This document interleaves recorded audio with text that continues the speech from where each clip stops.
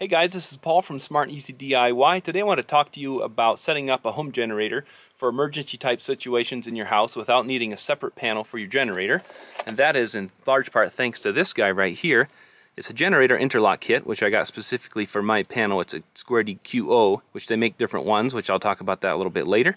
And then you need to have a 30 amp plug right this on your house. And then you need a cord, of course, and a generator big enough to run it. So mainly you need to have like a 30 amp double pole breaker, which I'll talk about that as well, and some wire, and that's pretty much it. So I'm going to show you in this video how I did that. So again, for my particular instance, this is for the QO and it is the indoor kit, so that is important as well. Depending on your type of panel, you want to make sure you get the correct one.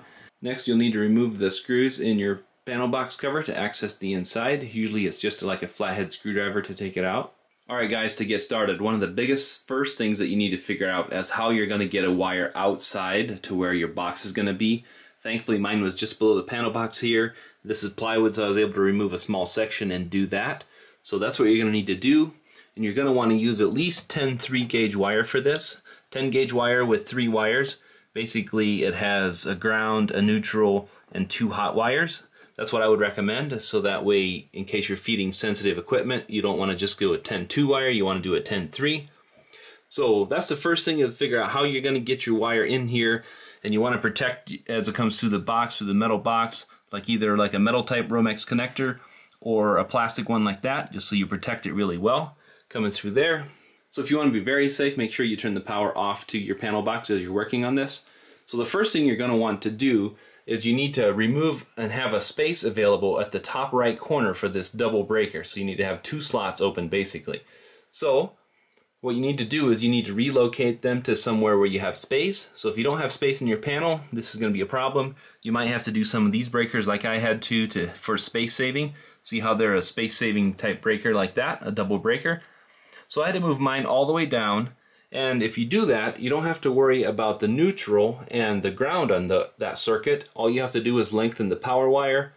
It's not ideal, but if you do have to do like some wire nuts like that to lengthen the power wire, you can. And remove your circuits down to a different location like that, because you have to have this spot open for this to work. So this top right corner is very important. Alright, so I got the box right here, and so it's got spots for 3 screws in it. I put one of these Romex connectors in here just so the wires don't rub on there. I did have the metal kind you could put in there too, but it's a little hard to tighten this and then put it on there. So I'm just going to use the plastic kind just to protect it as it goes through the siding. So you feed the wire through there, as you can see. I do have some other boxes going down the row here, so I'm just going to try to line them up with that. So then, since I have metal siding, I'm just going to put some roofing screws through there. That's what I have. Before I did that, I did want to use some silicone that I got right here. This is just some window door silicone. So I'm going to seal on the back of the box here where you won't see it. But I think what's more important even is that once the box is on here, once the top of the box, because this is a 2-piece, I'm going to seal along the top as well, just to keep the water out.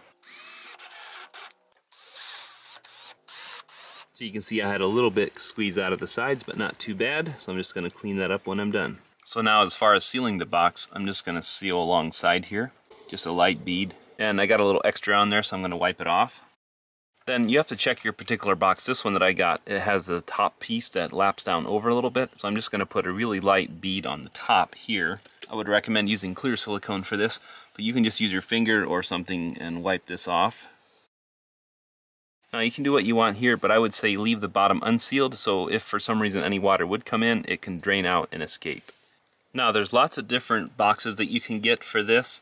This is the one that I have, and this one in particular had the ground wire that is fastened up here on this plug right here, which you probably can't quite see at this angle, but I'll show it to you later. I took it off for installation here, and then this ground wire here is going to go up there with that one, because this one is already in the back of the plug.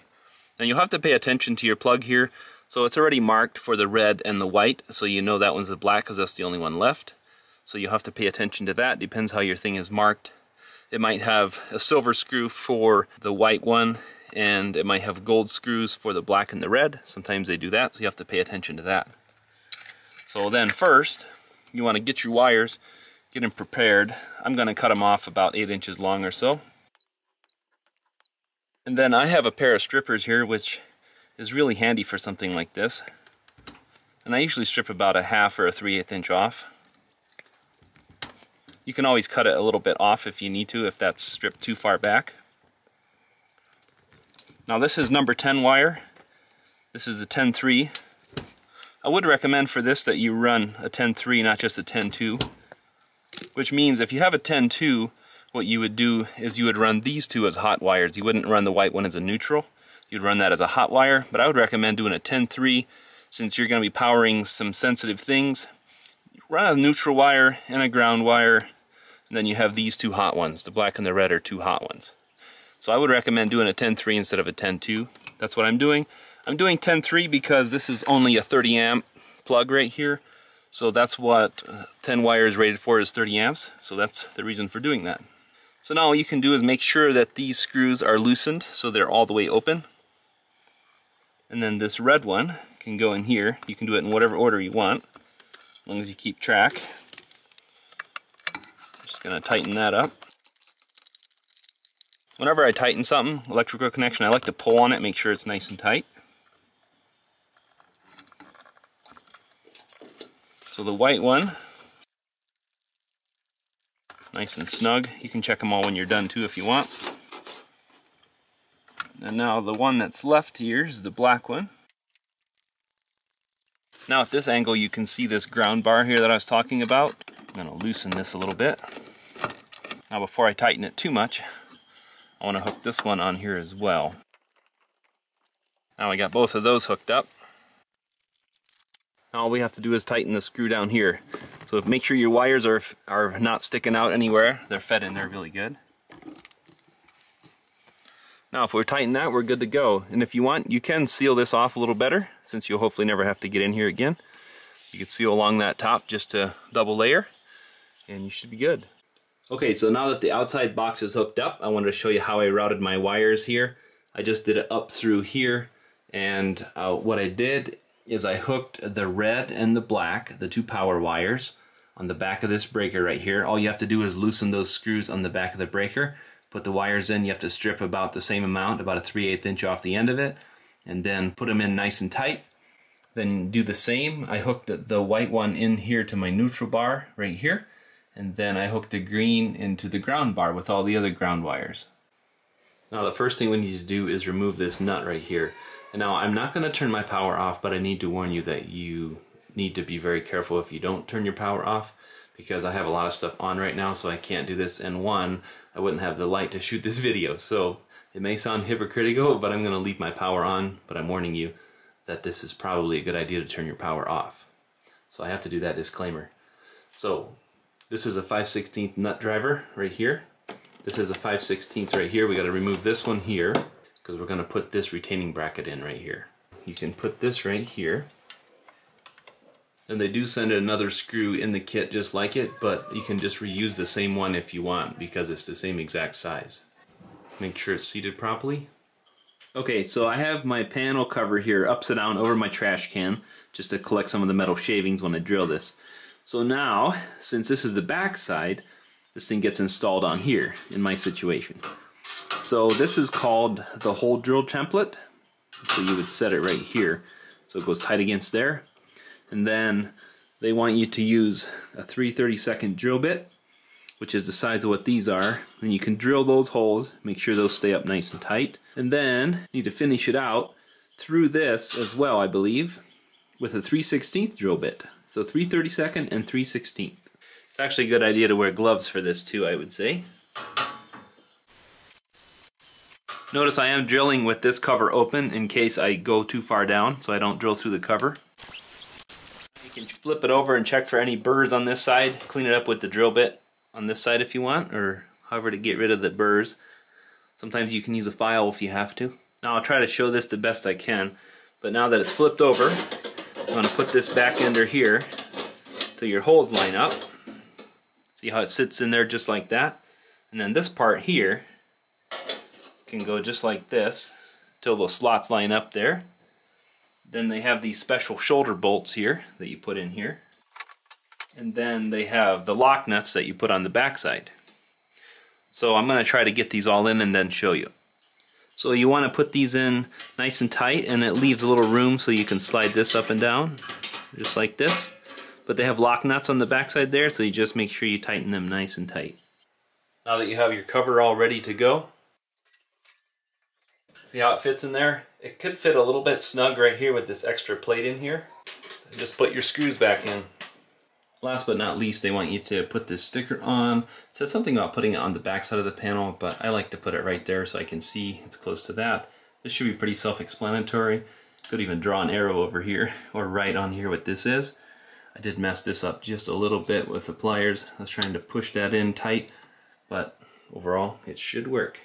Also make sure to relabel your breakers, whatever you want to do. I just wrote generator interlock switch 30 amp and then relabeled the ones I moved down there. So I'm not sure what to tell you what size generator that you need. You can see the size that I have.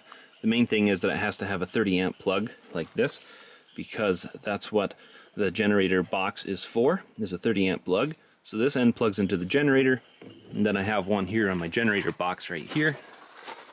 And the cord that I have has an end like this on it.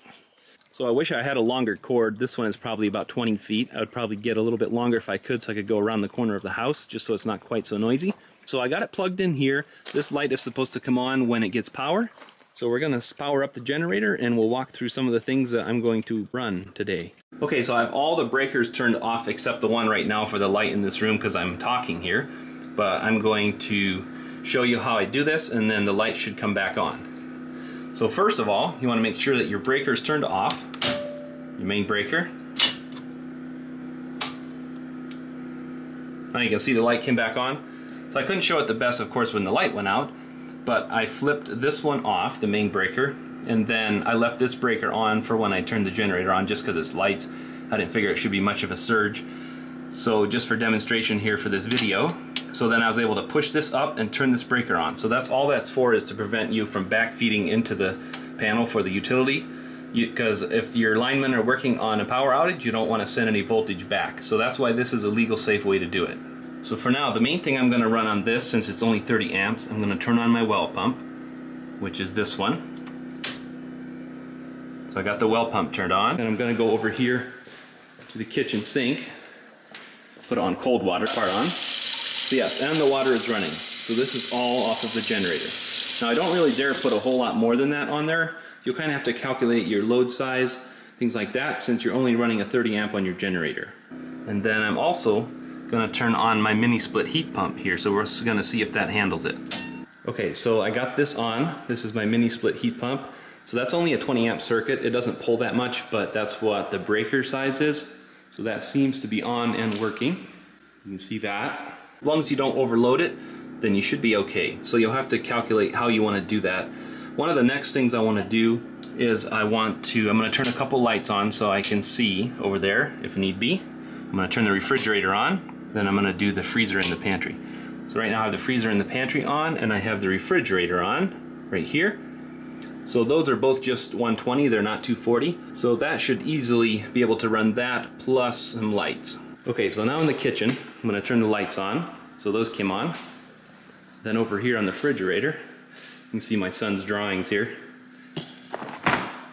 So the refrigerator is working, so that's good.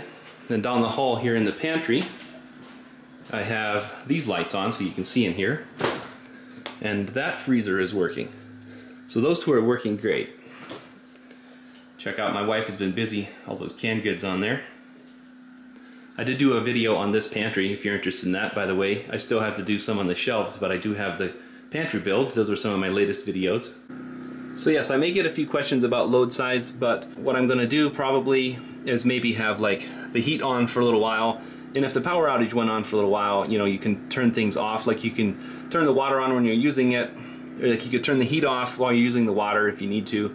Let that pump up, and then you can go back and use your heat and things like that. So you can mix and match back and forth like that. It worked flawlessly for this, which I'm really happy with. So I just wanted to show you that. And then you need to go check out on your meter to see when your power comes back on, because that will light up. But that way you'll know when you have power back here. But in this situation, we're just doing a scenario where I did have the power off. So now, I should be able to do it in reverse order. Now if I turn all this stuff off except for the one in here so I can still have lights when I'm talking to you guys. So I would turn everything off that you're not using, and then we'll go ahead and flip this breaker, which again is going to be dark so you won't be able to see since I don't have the best setup in here. Oh, it still shows a little. So now you can see it comes down here. If this is down all the way. There.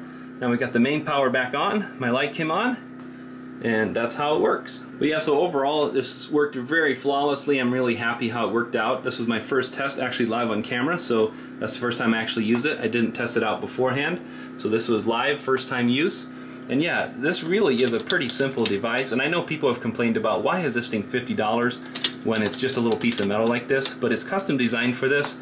So I think it's worth it. I mean, if you figure the cost, $50 for the box outside, $50 for this, and then some wire, I mean, it's really not that much. So anyway, hope this video was helpful. If it was, give it a thumbs up, subscribe to my channel, and thanks for watching, guys.